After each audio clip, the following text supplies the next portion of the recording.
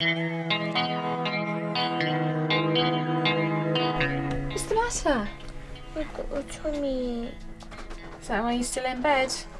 When my son doesn't want to go to school, he fakes falling down the stairs, he pretends to have a tummy ache.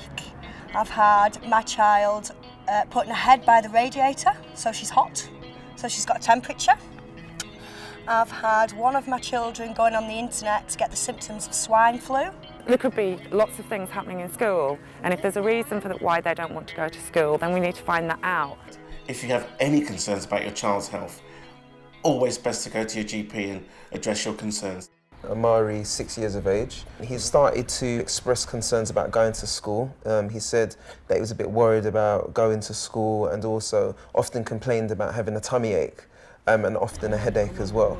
So that was often his way of kind of expressing that he was kind of worried or anxious about something.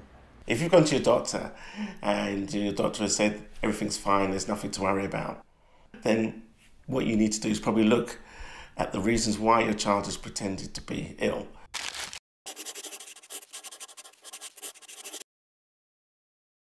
My son doesn't like going to school because he says he's got no friends. He's got a bit of low confidence and he wants to spend the time with his mum. Even going up to high school, I would, pretend to be ill quite a lot, and it wasn't so much that I didn't want to go to school. I think the main thing was that my parents worked so hard that I wanted to spend more time at home with them, so it was really an excuse to kind of, get them to stay home more rather than be working, 45, 50 hours a week. Sometimes children don't give a reason why they don't want to go to school.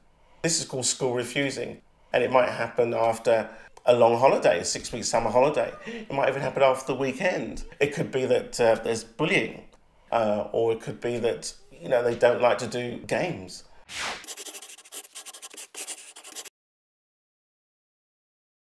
Talk to your child. Keep the lines of communication open. Find out what they're thinking, what they're feeling. My GP checked out Amari, found out that there were no real health issues. And that's when I started to obviously investigate further to find out if there were any concerns around anything else. And that's where I found out there was a slight issue around bullying with a young girl that was in his class. From that, we were able to work with the school as to how we was going to solve that actual issue. Myself, Amari and his teacher sat down and then through I guess, a three-way meeting kind of discussed what Amari's concerns were, and then from there decided how we'd go about resolving those issues. Talk to the school, talk to the teacher, keep that dialogue open, because once there's dialogue and the lines of communication are open, it can be resolved.